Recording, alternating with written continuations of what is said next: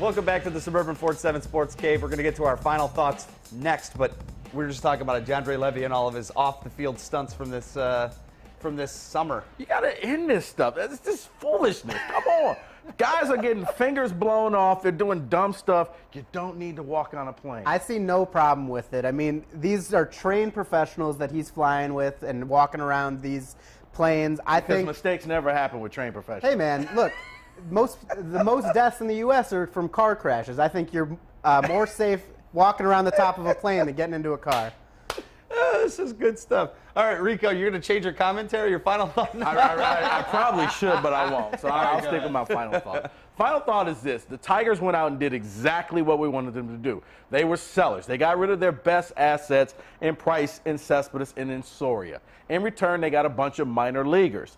Now, Tiger fans, you were begging for them to be sellers. Sellers means that now that they got the minor leaguers, you may not have an instant impact player. You have to be patient. I know that's the dirtiest word in sports, patience. But you got to hope that they do something in the offseason. But if not, it may take a few years. This happens when you reboot. I know we always want to win now, but once you became sellers, you were saying you're okay with the fact that you may not be as competitive in the next year or two, but you're rebuilding to get back to that. They have a young nucleus. But right now, they need pitchers, starting pitching, middle relief, and bullpen. That should be the priority in the offseason if you're the Tigers. But just remember, you became sellers, so be patient.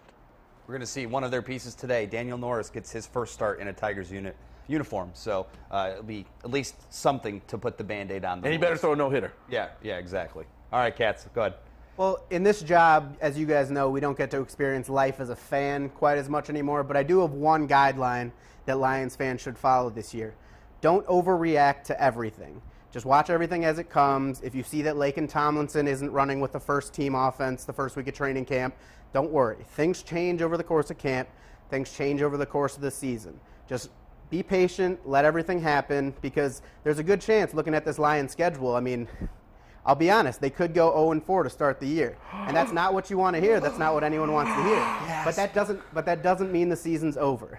They've got their hardest 4 games of the year, I would say, besides the ones against the Packers, to start the season. Now, if they somehow go 3-1, I would say the same thing. Don't be overreacting, say that they're automatically going to the Super Bowl.